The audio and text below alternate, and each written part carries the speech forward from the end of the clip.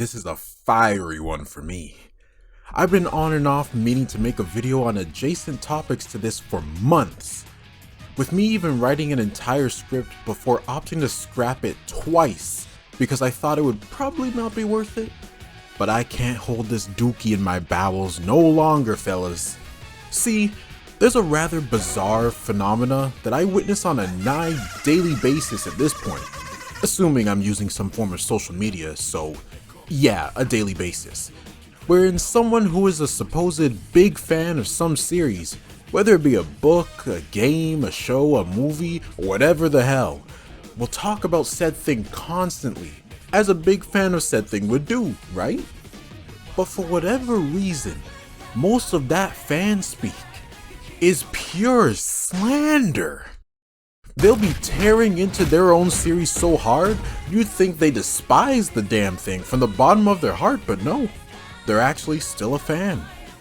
Well, sometimes at least. See, I believe that there are levels to being a fan of something, with the lowest level just being a casual fan. Into the series, engages with it a fair bit, and maybe likes some posts or videos related to it if they happen to show up on their feed. Rather simple stuff, the average person. No problems there, you know, just a fella being fairly into something, a regular amount of attachment.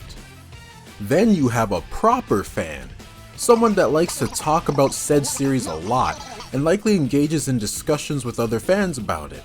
And they're a bit deeper into the fandom's culture and know a lot about both the series and its fans, and occasionally even make some form of content surrounding it, whether it be discussion threads, videos, memes, art, animations, fan games, whatever the person feels like making. And those things very often get freaky, but this is where I'd say the average fan is at, you know? Just having a good old time while being rather civil. Usually. This is where you start getting those dastardly bits of discourse, for better or for worse. Usually for worse, but we'll get to that in a bit. Then at the top of the pyramid, you get the fanatics, the stans, the... Hold on, I gotta find a third word.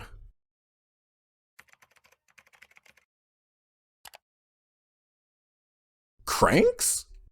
Now these guys are typically deep in the series. They love talking about it, and it probably makes up 90% of what they talk about, at least online. Not all of them act the same way offline. These guys are deep in the shit for real. But the thing with all of these levels is that there's always two sides to each of them. With the vertical pyramid's levels comes a horizontal spectrum across all of them, with two opposite extremes, of course. And those extremes only dial up further and further in intensity the higher up the pyramid they are.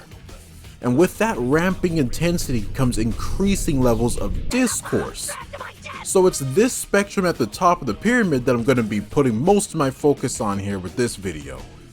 And if I haven't changed the video's title or thumbnail for the umpteenth time, you already know the fan base that I'll be talking about here. A fan base that's infamous reputation precedes it when it comes to this spectrum and the constant battles that they have amongst themselves about whether or not their series is the worst thing to grace God's green earth or an infallible perfect being. The Sonic fandom. See now, the general idea that the public seems to have about Sonic fans from the outside looking in is that we're a miserable bunch. What kind of place is this? Always talking about the littlest things in character models, or complaining about how our games suck ass, and just generally being a bummer to be around, right? And are they wrong? See, this is the perception that even I somewhat had before I started engaging with the fandom myself in recent years, despite not actually checking this out for myself much at all. I would only hear it from word of mouth, and I just rolled with it because I couldn't be bothered to actually fact check legions of discourse just to determine if the fandom was as bad as people claim. It was just something that festered in the back of my mind. But after really implementing myself in the fandom a lot more, I realized that there's a lot more nuance to this than people realize. Hell, even others in the fandom itself don't realize this. For example, The perception that people who make endless threads about the character designs and even slight tweaks to them. That's a pretty normal talk to have, I'd say, especially when it's from actual artists talking about proper design philosophies. But to many people, it comes off as whiny, unnecessary, or yapping just to yap. And I just don't think that's true. Most of the time. We haven't gotten to the real problem children yet, fellas. This kind of thing happens, unfortunately, very often. Someone makes a valid critique about something that to some might seem rather inconsequential, and they get jumped by those people because they see them as a blight on the fanbase. This should never be seen as a problem, fellas, because the thing about things or people that you love is that you tend to want the best for them. You want to see them thrive. And critiques and advice are important for encouraging that kind of growth. But the problem here is that these jumpers often aim their disdain at the wrong people. The people making valid, respectful critiques get lumped in with the real stanky people you see.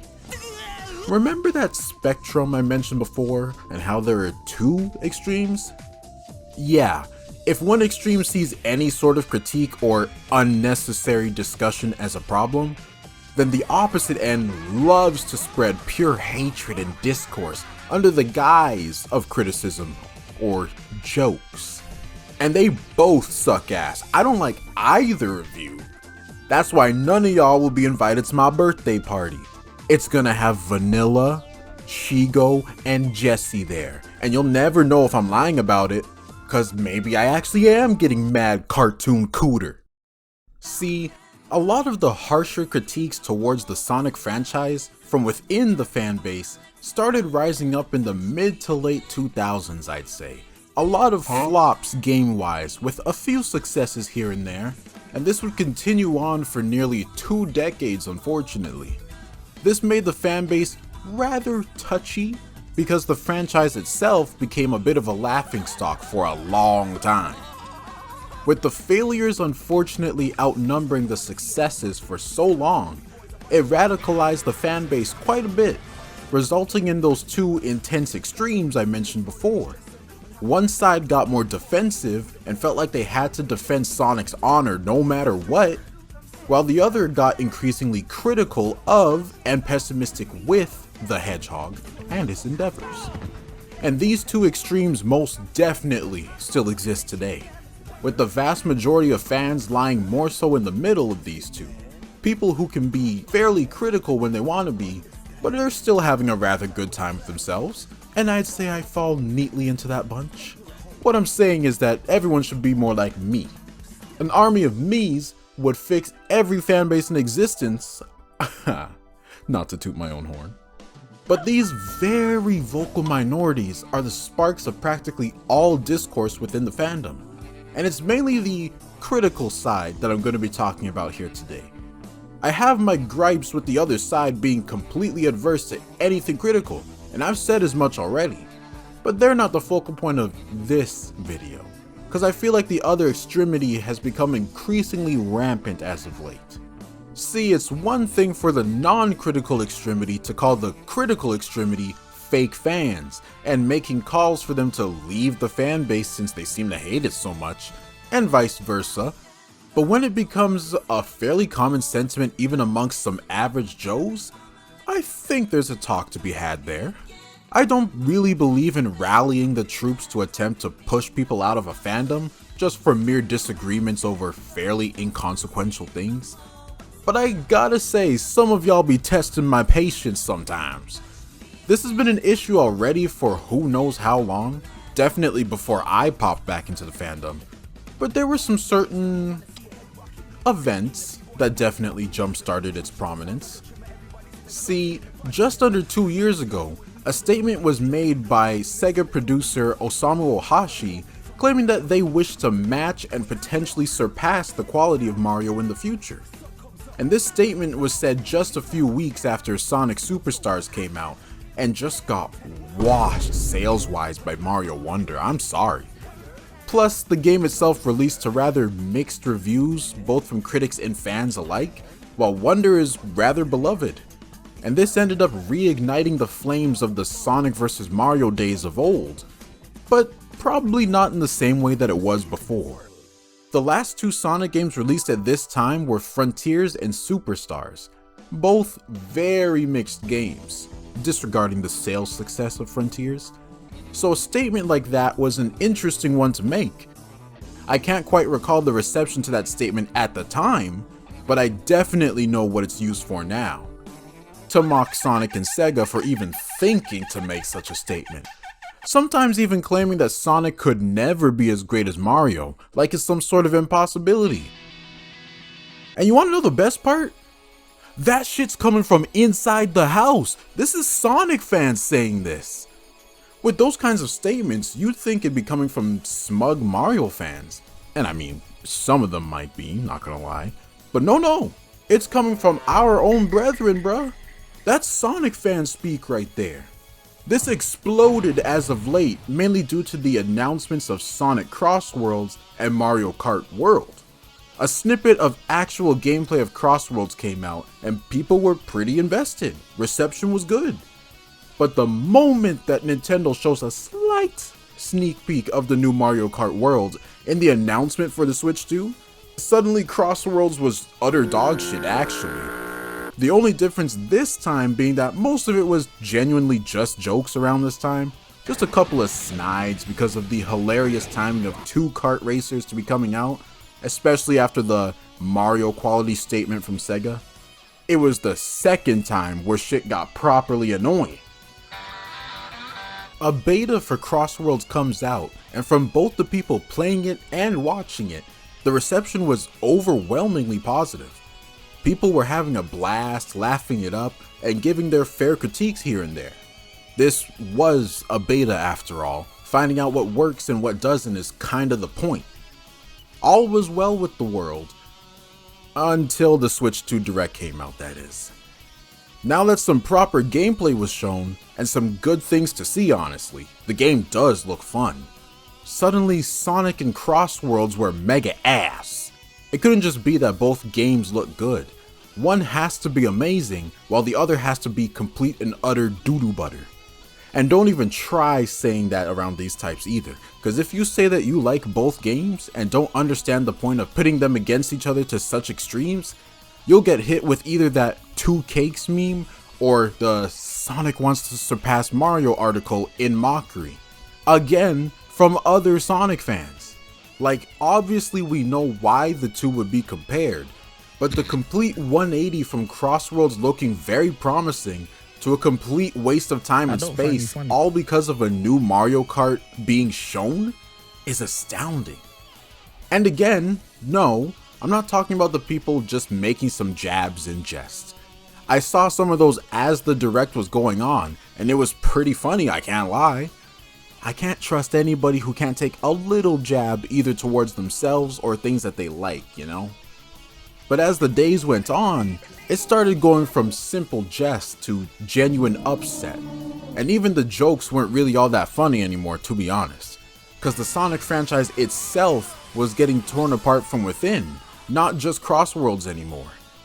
The Mario character models got some updates, completely reviving the "we need new Sonic models" discourse, which, while true, becomes increasingly annoying cause it's like, yeah, we know Home Slice, we've been known. And this isn't targeted at the people making discussions about the models, you guys are safe. I mean the people going on and on about the fact that we haven't gotten new models yet. And I truly do get it, guys. But at least wait for a new mainline game, shit. You can rant and rave all you want if no changes are made still by the time that that's announced. But for now, just wait and see. But then there was also the DK Bonanza game that was shown and announced, which somehow turned into Knuckles discourse, saying that the big monkey man stole Knuckles' whole flow. And on the racing front still, there was also the announcement of Kirby Air Riders, which even without gameplay being shown, was used to dig Cross Worlds an even deeper grave. Sonic as a whole was just getting pummeled, and it was by his own mans, almost entirely. The self-deprecation got so bad that we got onlookers, Mario fans included, telling us to have some confidence because our games are looking good. Like, damn. Now, y'all listen. I want us to come to an understanding on something here. Really chew on my nuts with this one. Do you know why Nintendo suddenly opted to go for such a huge push forward in all regards? Cause they're selling a new console, nigga, damn! With an entirely new console to drop, of course Nintendo's gonna push the boundaries of their IPs right now. New models, new ways to play, new polish. Why on earth would they choose any other time than right now? Like, I don't know why this is being used as primo slander against the Sonic franchise right now. I agree that they gotta keep stepping up their game from here on out. I'm with y'alls on that. But the thing is, we've been continually stepping up for years now. That's why I'm so confused. So why on earth, as a fan of the franchise you rep, are you so defeatist at the mere mention of another game of the same genre existing? And that's the whole question here. Why? Remember how I said the two extremities intensified due to the overwhelming poor reception that the Sonic franchise had for so long, and how that lingers on until now? Yeah, see, those more critical fans seem to think that we're still in the trenches of back then. The Sonic franchise itself has been on a fairly steady rise since the release of Frontiers. Say what you will about the game itself, but it was a massive success for Sega, and gave them the proper means and motivation to lock in for the future. Just don't worry about superstars right now. And the same thing can be said for the movies as well. Again, like them or not, they're still making bank, and they're being well received by the general public. Then after that Sonic surpassing Mario statement was made, what did they do? They brought out the Year of Shadow, a year that they locked in for in all regards. Dark Beginnings, while short, was a fantastic watch. Shadow Generations improved on the Frontiers open zone formula, even if it was a smaller area, and busted out the most well-received and polished Sonic game in a long time. And the Sonic 3 movie, while having a few odd choices within it, was also very well received and became the most profitable Sonic movie to date. And then to end the year, they drop a little teaser for Cross Worlds, which ended up being another very well received game thus far, going off the beta's reception and optimism at the feedback that they're likely to take into account for the full game. Models aside, we haven't been in a spot this good in who knows how long, with the franchise no longer being seen as the stinky laughingstock that it was known for a long time, and actually being enjoyed en masse even by people not really known for being big on Sonic. And yet, with the way some fans are speaking right now, you'd think they just dropped back-to-back sequels to Lost World and Forces. It's bizarre. It goes so far in some places that there are some people that were unironically starting to think that Sonic may have never been good in the first place, Sonic was never good, or that we've been stagnant for generations, while Nintendo's truly innovating, leaving the Sonic franchise in the dust as nothing but a disappointment. I wouldn't go as far as some people and say that these people aren't fans, or that they need to leave the fan base, but have some self-respect, guys, god damn! We all want to see the franchise thrive, to be the best it can be, but you also gotta learn to celebrate your wins. If you constantly diminish the actual victories the franchise has, while continually blowing up its faults, then yeah, people are gonna get a little annoyed with you after a certain point. It's like the difference between being a good friend to somebody and being quote-unquote brutally honest. Nothing. You serve zero purpose. You should kill yourself now. Because 90% of the time, people who say they're brutally honest just use it as an excuse to be a dickhead, and then hide behind the mask of it being advice or constructive criticism as a scapegoat. Blurring that line is what I see happen very often, causing unnecessary problems and further intensifying the extremities of both sides, but funnily enough, having the people in the middle shot up in the crossfire.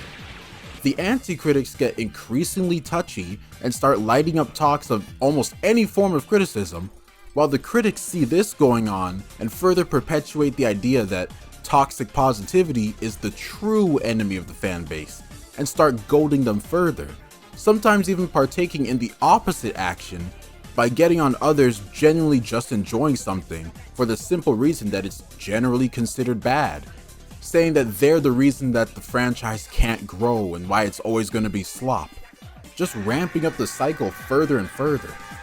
Each side considers the other to be the true problem when guys, you're both just awful.